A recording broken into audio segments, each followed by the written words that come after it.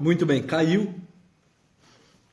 E aqui estamos nós, perseverantes, resilientes, tentando voltar. Vamos lá. Vamos ver se algumas pessoas voltam. Muito bem. Quem estava acompanhando lá, é evidente, percebeu que caiu. Por favor, voltem aqui para a gente dar início à live. André, Lara, Vitor. Muito bem, vamos lá. Retornem, povo. Estávamos com uma sala bem interessante. Estávamos aí com 30 e tantos, quase 40 pessoas na live. Retornem. Caiu, mas vamos voltar. Já estou com papel e caneta na mão anotando. Olha lá, a Raíssa Fortes disse. Muito bem, que bom, Raíssa. A Mamanzini. Muito bem, as pessoas voltando. Vamos lá. Enfim, tem acontecido isso no Instagram. Eu fico feliz de saber que não é só no meu. O Léo voltou. Eu tenho acompanhado de alguns outros colegas aí. Comumente tem caído as lives no meio e depois retornam. Deve ser alguma instabilidade aí do programa, do aplicativo. Mas enfim, tá vendo? A vida é feita sobre isso. A vida é feita no eixo do imprevisível.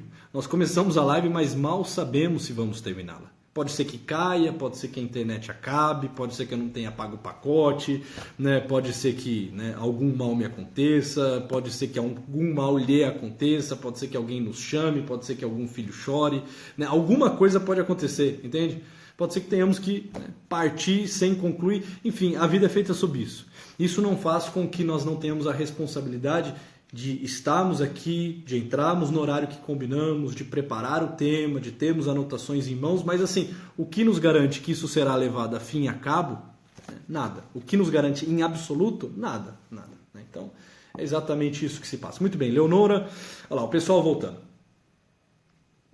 Então assim, tentar voltar mais ou menos de onde eu estava. O que Viktor Frankl nos fala?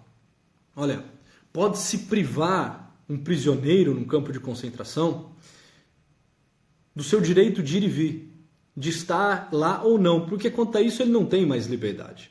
Ele já está instalado nesse quadro que nós chamamos de destino. O que é o destino? Destino é tudo aquilo que escapa da minha liberdade. Por exemplo, a altura que eu tenho, a cor dos meus olhos, o país que eu nasci, o ano em que eu nasci, isso tudo vocês entendem que foge da minha liberdade? Foge da minha liberdade. Foge da nossa liberdade, por exemplo, a questão agora do coronavírus. Foge da nossa liberdade. O que nós podemos fazer? Nós não podemos simplesmente estalar os dedos, né, e dizer, cesse, corona.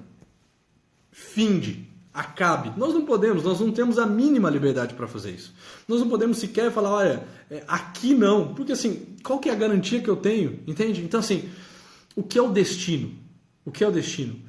O destino é aquilo que escapa da minha liberdade. Eu não tenho liberdade de escolha frente ao destino. E é o que Viktor Frankl falava, num campo de concentração, todos os prisioneiros que lá estão sob um destino que os aprisiona, que os prende, que faz com que eles vivam inevitavelmente aquela realidade que está sendo imposta pela força, pelo poder bélico, por questões ideológicas, está sendo imposta. E não tem nada que eles possam fazer.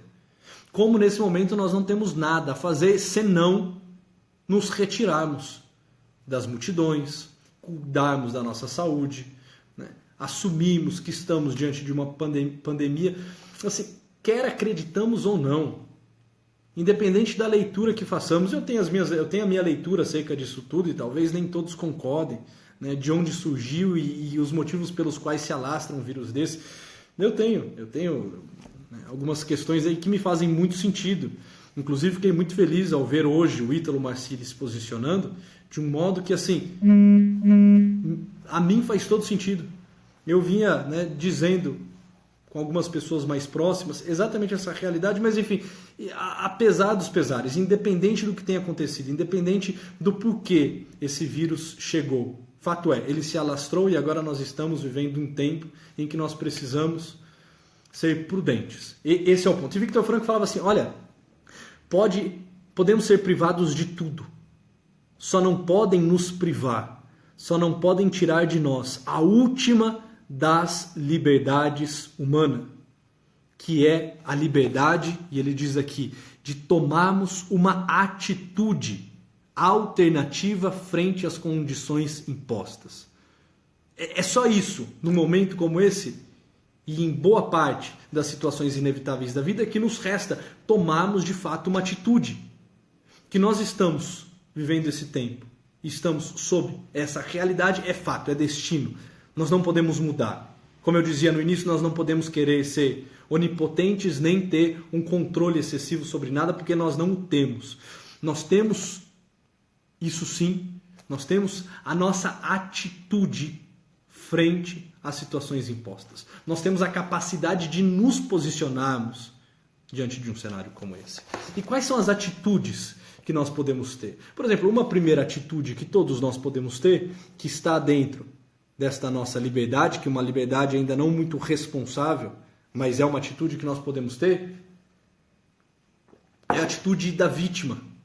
Uma atitude de meras vítimas, colocando-nos num discurso muito vitimista.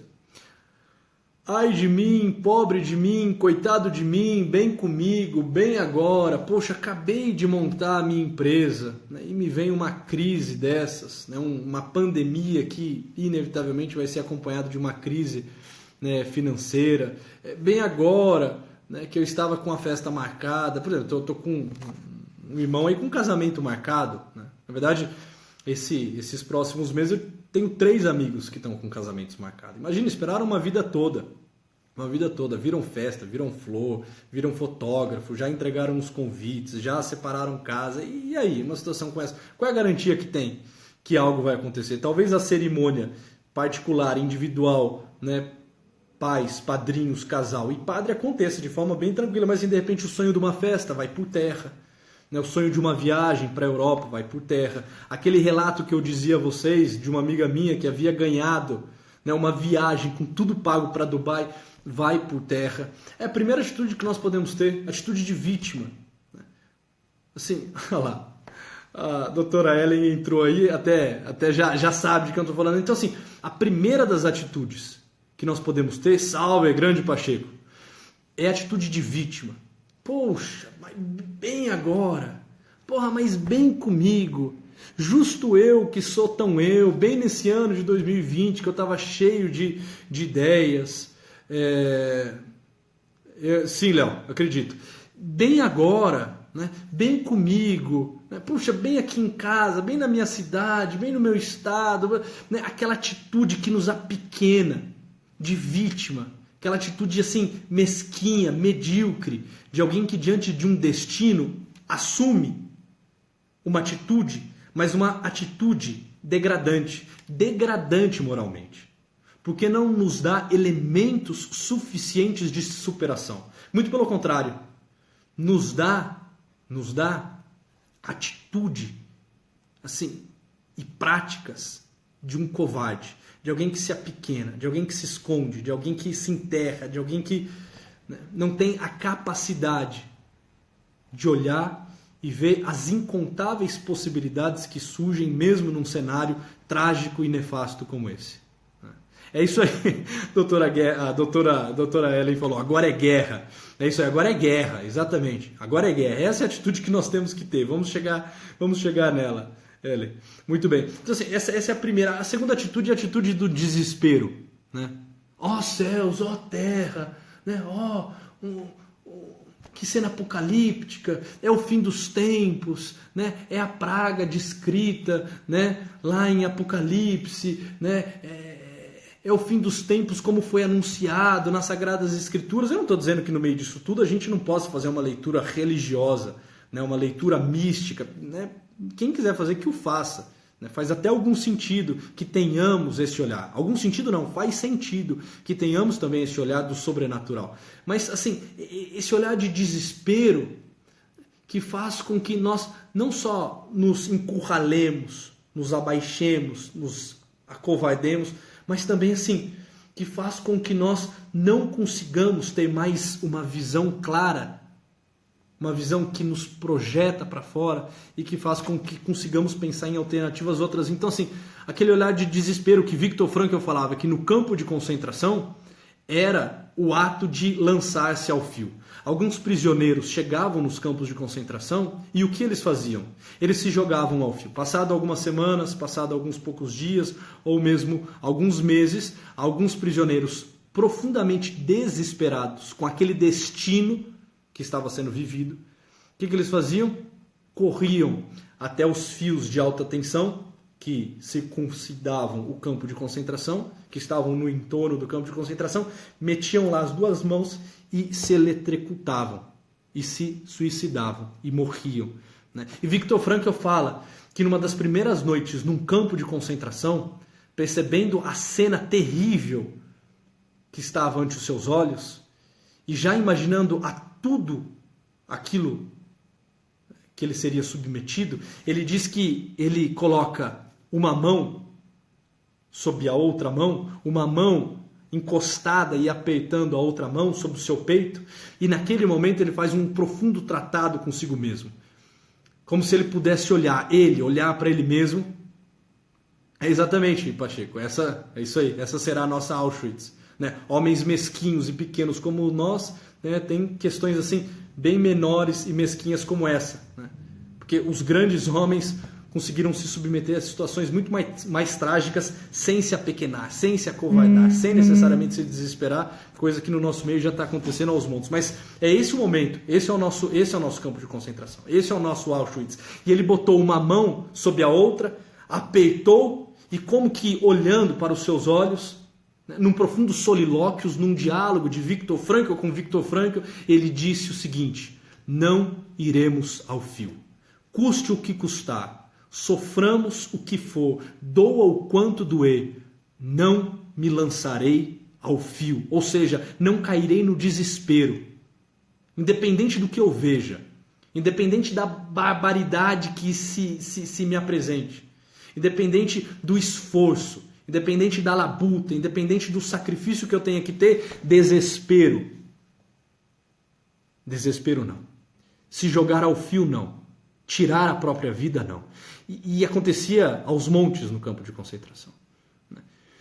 Em alguns países, aumentou significativamente o número de suicídios. Principalmente países do Oriente. Aumentou significativamente porque, num ato de desespero, nós não precisamos nem nos desesperar, nem nos vitimizar, nem nos acovardar. Nós precisamos bater no peito e falar: olha, nós somos filhos deste tempo. É isso que o destino nos preparou. É isso que está sendo me demandado. É isto que está sendo me pedido. Talvez nós não venhamos a assistir mais nenhuma guerra. Eu duvido muito que exista uma terceira guerra mundial. Ninguém vai ser maluco de iniciar uma terceira guerra mundial. Imagina só que uma China, por exemplo, imperialista, vai atacar, né, uns Estados Unidos, sendo que os dois têm um poder bélico absurdo, né? E os Estados Unidos, assim, não só absurdo como desproporcional. Ninguém é maluco de iniciar uma próxima guerra. Então, assim, no nosso tempo nós não veremos possivelmente guerra. Não veremos tanque, não veremos canhão, não veremos bomba atômica, não veremos, né, soldados marchando pelas cidades. Né? Assim, graças a Deus, não veremos. Agora, tantas outras coisas nós veremos. Uma dessas é uma pandemia como essa que se instalou, né, no nosso tempo. Nós somos filho desse tempo. É isso que nos espera. Nós estamos sendo convocados para dar uma resposta madura, profunda, autêntica a isso que está sendo nos pedido, que perto daquilo que foi pedido a outras gerações é muito pequeno, inclusive, é muito insignificante. Enquanto a outros era pedido que se alistassem e entrassem no exército para morrerem por amor à sua pátria como herói, a nós está sendo pedido que fiquemos um pouco em casa, resguardados, que não visitemos os nossos velhos, né? Os avós, os bisavós, muitas vezes os pais. É isso que está sendo nos pedido. Assim, nada muito absurdo, entende? Assim, é exigente, é fato que é exigente. Ainda mais para nós que somos fracos, tíbios, mesquinhos, pequenos, que não estamos acostumados com o sacrifício, né? Porque possivelmente nós vamos ter comida em casa, água encanada, energia elétrica, né? Assim, ainda teremos um estado de luxo. Por mais que fiquemos aí 3 meses, 4 meses, no pior dos cenários 6 meses, né, um pouco mais reclusos, ainda teremos uma vida, né, um tanto quanto razoável. É claro que muita gente vai quebrar, né, infelizmente pessoas irão morrer, principalmente aquelas que estão no público, né, que configuram esse grupo de risco. Mas assim, perto de tudo que os nossos antepassados passaram, em comparação com aquilo que foram as grandes pestes, as grandes guerras, as grandes mazelas da humanidade, olha, gente, nem é para tanto. Assim, acalmemos. Nós nem valemos tudo isso. Somos tão fracos que o destino nos deu uma realidade também muito fraca, que vai nos exigir muito, dada a pequenez e a fraqueza que temos, mas muito pouco. Ficar em casa, se resguardar, ser um tanto quanto prudente, pensar em questões sanitárias, de higiene pessoal. Né? É isso. Tamanha a nossa pequenez e a nossa fraqueza. É coronavírus, não é praga de gafanhotos nas plantações. É exatamente, entende? Agora, essas são as atitudes que nós não devemos ter. Novamente pegando lá Viktor Frankl, que diz o seguinte, que no campo de concentração se pode privar a pessoa de tudo menos da liberdade última de assumir uma atitude alternativa frente às condições que lhe foram dadas. Quais são então as atitudes alternativas que nós podemos dar que são salutares, que são muito mais interessantes do que a covardia, do que o desespero, do que o vitimismo? Quais as atitudes que nós podemos ter? Quero aqui trazer algumas para vocês. A primeira delas é o seguinte, e nós brasileiros temos isso assim aos montes, de sobra. Somos, né, campeão mundial em humor. Né? Humor ele é diferente de ironia, entende? A ironia, ela sempre tem algo de ira. A ironia é um movimento um pouco irascível, né? Nasce desse vício da ira. Nós não podemos ser irônicos diante disso, mas nós podemos ser bem-humorados, né? Como agora há pouco fomos, dizendo que nós somos tão pequenos que o destino nos confiou também uma realidade um tanto quanto pequena para ser vivida. Né? Assim, agora, o brasileiro, ele é campeão de humor. E é bom que nós, em meio a isso tudo, consigamos lançar um olhar de humor. Para explicar um pouco o que é humor, quero pegar também o relato de Viktor Frankl no campo de concentração, porque assim, ele dizia que mesmo no campo de concentração não faltava aos prisioneiros a atitude do humor. Porra, mas como assim? No meio de um campo de concentração, né, pessoas morrendo nas câmaras de gás, né, sendo submetidas a todo tipo de atrocidade, eles tinham humor, é evidente, tinham humor. E esse é um dos motivos pelos quais eles conseguiam manter-se vivos e não se jogar ao fio. Tanto que ele dizia o seguinte, ele falou, olha, mas assim, um humor assim, com uma graça leve, um humor que não é uma ironia, um humor que nos ensina a rir um pouco das nossas próprias tragédias. Por exemplo, ele traz um relato lá que era o seguinte, né? Tinha o sopão que era servido aos prisioneiros, que era assim, uma sopa muito rala, feito com alguns pedaços de batata e, quando muito, com alguns grãos de ervilha. Então imagina, uma sopa muito rala, litros e litros de água, com meia dúzia de batata picada, né, e algumas ervilhas que foram jogadas lá. E assim, era um aguaceiro. E eles diziam que a grande alegria deles era quando o soldado, em vez de colocar a concha na parte mais superior, né, da panela, afundava um pouco aquele tacho, né, e afundando o tacho caçava um quarto de batata, caçava alguns poucos grãos de ervilha, e junto com aquela sopa rala vinha um pedaço pequeno de batata, ou 1 ou 2 grãos de ervilha. Né? E quando eles tinham um pouco mais de liberdade com o soldado, né, quando era um soldado um pouco mais benevolente, aberto ao diálogo, eles ainda brincavam e falavam assim, olha, bote a colher um pouco mais ao fundo. Né?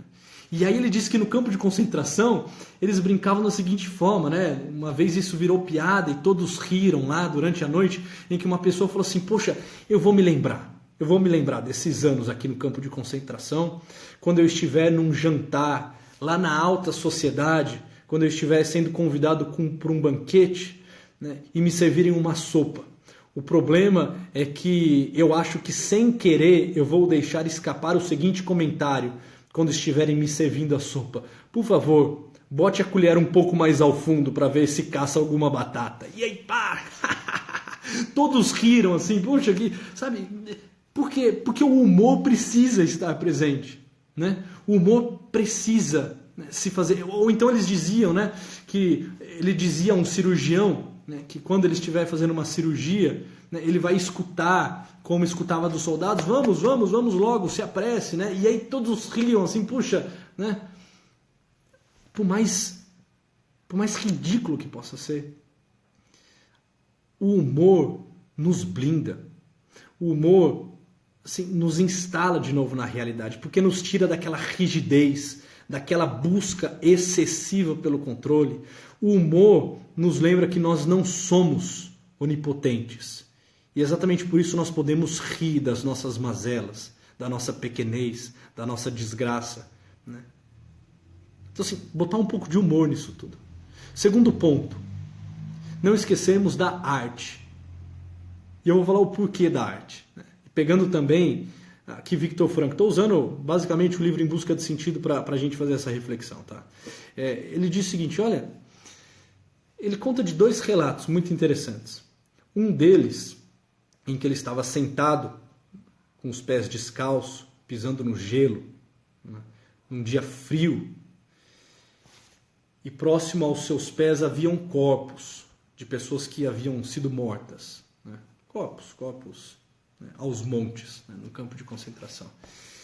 E ele olhou para aqueles corpos e pouco depois ele lançou um olhar para fora do campo de concentração, para fora das telas, das grades, e ele viu uma flor, viu uma árvore florida, muito bela. E ele falou que por um momento aquilo lhe encheu a vista. E por um momento parece que tudo fazia muito sentido, porque havia algo artístico, havia uma atitude amorosa e contemplativa da vida que estava sendo posta afora, posta lá fora, um olhar lançado para além dos cadáveres, para além dos corpos, um olhar de esperança, para um belo, para uma questão estética, que não fica preso só aqui à dimensão mais baixa da morte dos corpos, mas que se lembra da vida, dos campos, das flores, dos frutos. Ele dizia, inclusive, que quando eles estavam nos vagões, indo de um campo de concentração a outro, quando de repente alguém avistava pelas frestas que tinham dos vagões uma paisagem muito bela, muito bonita, eles chamavam uns aos outros, venham ver esse pôr do sol, venham ver essas colinas, venham ver esse vale, venham ver esse lago. E todos corriam e enfiavam os olhos, né, por aqueles estreitos buracos que ficavam nos vagões e ficavam lá contemplando aquela paisagem. E por alguns segundos parece que tudo voltava a fazer sentido. Parece que a esperança voltava ao peito deles. Ou uma vez em que no meio do campo de concentração ele escuta ao longe, sabe-se lá de onde vinha, um violino tocando. E aquele violino novamente faz com que no peito dele brote a esperança. Entende? Então assim, essa atitude contemplativa, essa busca pela arte. Então o elemento do humor e o elemento da contemplação, o elemento da busca da arte. Depois a gente tenta colocar isso de forma mais prática aqui nos nossos dias, mas a priori vamos para a reflexão. Um terceiro ponto, o serviço. Eu escutei hoje de um paciente algo muito interessante. Ele mora num condomínio, mora num prédio, né? Ele é da área da informática e ele falou, olha, eu tive algumas atitudes lá no meu condomínio no dia de hoje. São Carlos, tudo já está parando por aqui, né? Enfim, ele falou, e eu tive uma atitude hoje lá no meu condomínio, 2 atitudes. Primeiro, eu fiquei tentando lembrar quais eram as pessoas idosas que moram, né, no meu condomínio, que moram naquele prédio, e fui até a casa delas para fazer o seguinte, para me colocar à disposição. Ele falou, inclusive tem uma senhora lá com quase 90 anos, com problemas respiratórios, e ele dizia, né, se ela pegar o coronavírus, assim, para ela corre o risco de ser letal mesmo. E eu disse a ela, falei, olha, minha senhora, se você precisar de alguma coisa, de um mantimento, de um alimento, de um vestuário, por favor, me ligue, está aqui o meu telefone, que eu vou para você ao mercado, que eu vou até a farmácia e lhe trago o remédio, lhe trago as compras, só faça o seguinte, não saia da sua casa. Né? Imagina, e ela abriu um sorriso de orelha a orelha, agradeceu muitíssimo. Né? Falou, olha, possivelmente eu vá te ligar. Né?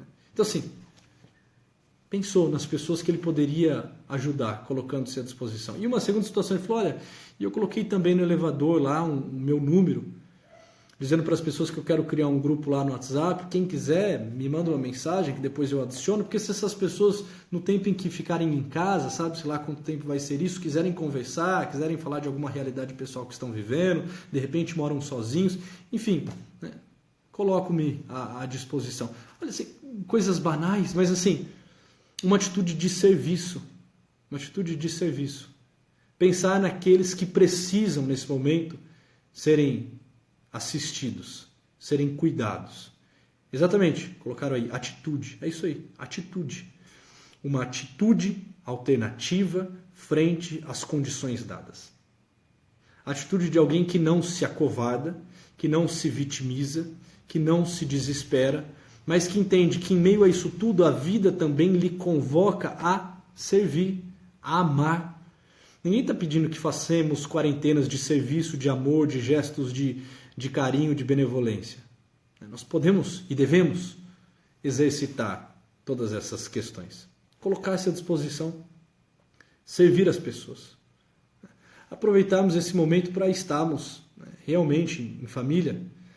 Nesse momento, as crianças vão ficar em casa. Então, quem tem filhos pequenos e comumente os levava à escola, agora os terão em casa. Aproveitar para fazer disso tudo um ambiente acolhedor. Estou lendo aqui, quando fui à Polônia, visitei o campo de concentração. Imagino, Nath, imagino mesmo. Fazer deste momento um momento assim de encontro. Hoje eu escutei de um outro paciente, um casal que eu atendi, disse o seguinte, olha,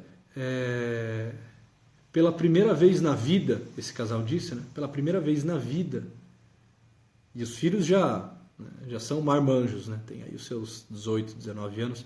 Pela primeira vez na vida nós nos juntamos em família, pela primeira vez na vida nós nos juntamos em família e rezamos o terço. Por quê? Primeiro, porque estavam todos em casa. Segundo, porque até os mais otimistas agora começam a ficar preocupados. Né? E terceiro, porque nós vimos neste ato de estarmos em família e rezarmos o terço, uma forma também de confortarmos uns aos outros, de fazermos as nossas orações ao mundo. Então assim, puxa, primeira vez na vida. Entende? Um outro paciente, hoje o dia foi cheio na clínica, né? E vocês devem imaginar que o tema foi basicamente esse, né? Coronavírus. Né? Uma outra pessoa que me disse o seguinte, olha, se isso tudo servir para juntar a minha família, e em específico a pessoa dizia assim, né? Para que eu consiga me conectar mais ao meu filho, né? Foi o que disse, né? O filho que está entrando na fase da adolescência, para mim, todo esse sofrimento já valeu a pena. Se isso servir para que eu me conecte mais ao meu filho, se a vida, né, como se dissesse, agora são palavras minhas, tá? Como se dissesse o seguinte, olha, se a vida nesse momento me presenteou com uma situação dessa, uma pandemia dessa, né, com um momento de reclusão como esse, para que disso eu pudesse me conectar com meu filho e não perdê-lo, porque ele está em partida, porque ele está se tornando adolescente, porque ele está debandando, porque ele já não está me ouvindo, porque ele já não quer estar comigo e agora inevitavelmente teremos que estar frente a frente um com o outro nos próximos dias todos. Poxa, para mim, tudo isso valeu a pena. A firma que está quebrando valeu a pena, né? As reuniões que eu tive que desmarcar valeu a pena, né? As preocupações que surgiram por conta de família, por conta de finanças, por conta né, de reflexões um pouco mais profundas, todas elas valeram a pena se isso possibilitou que eu tivesse um contato mais íntimo e profundo com meu filho. Neste momento todos somos um, deixamos nossos problemas particulares para enfrentarmos o mesmo problema. É exatamente, Ana Paula, isso nos lembra, né, desta realidade, né, que no fundo nós somos um, né, um corpo, né, um só corpo, um princípio assim de corporeidade profunda, e que agora nós precisamos de fato nos unir. Então assim, vivemos em meio a isso tudo também uma união. Então quais as atitudes frutuosas que nós podemos ter neste momento? Vamos lá. Primeiro, sem muito estresse, sem muita rigidez, assim, conseguimos lançar um pouco de humor a isso tudo. Entende?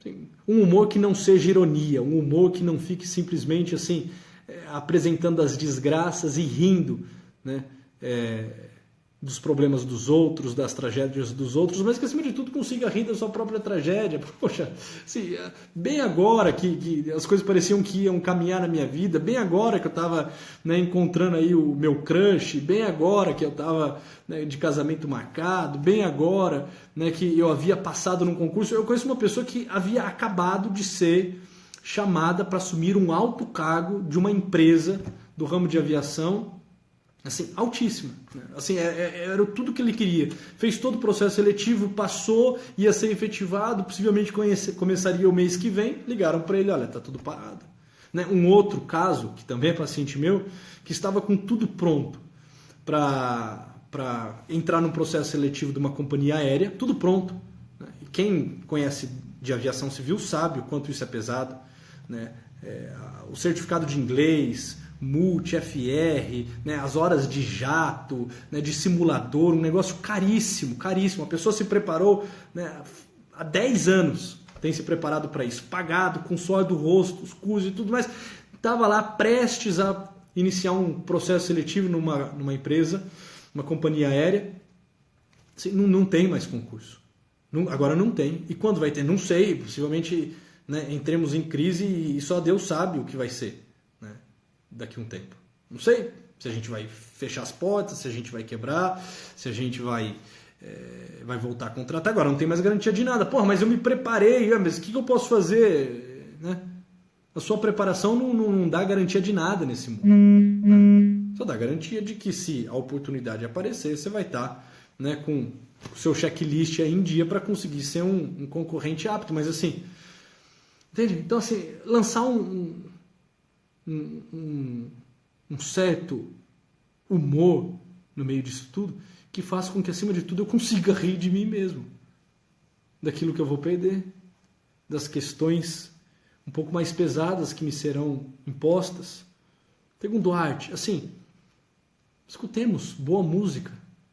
Na Itália tem acontecido um movimento muito interessante, né? Eu tenho visto lá pelo Facebook, as pessoas vão até as varandas, né, dos seus apartamentos, um com um violino, outro com um violoncelo, um com um teclado, né, o outro no gogó, e cada qual coloca a sua arte à disposição para cantar para aquela aldeia, para cantar para aquela vila. Né?